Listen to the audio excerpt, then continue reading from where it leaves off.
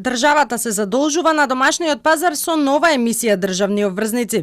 Станува збор за 3 годишни и 15 годишни обврзници во вкупна вредност над 41 милион евра, за кои каматата изнесува од 4,35 до 5,2%.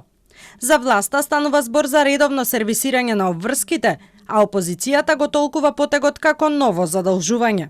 Од Министерството за финансии појаснуваат дека станува збор за редовно задолжување на домашниот пазар кое што е веќе планирано во државниот буџет за годинава, а емисијата на овие државни обврзници е планирана за 28 јули. Со оглед на тоа што се потребни неколку дена да се процесира котацијата, овие обврзници се веќе достапни за тргување од денеска на официјалниот пазар на македонска берза. Од Министерството за финансии информираа и дека државниот буџет е во добра кондиција. Приходите се прибираат подобро од лани, а обврските редовно се сервисираат. Заклучно со јули собрани се скоро 54% од планираните приходи и сервисирани се над 55% од расходите. Исто така, извршена исплата на 49.351 милиарда денари обврски по основ на стари долгови, како и 11.665 милиарди денари отплати кон домашни кредитори.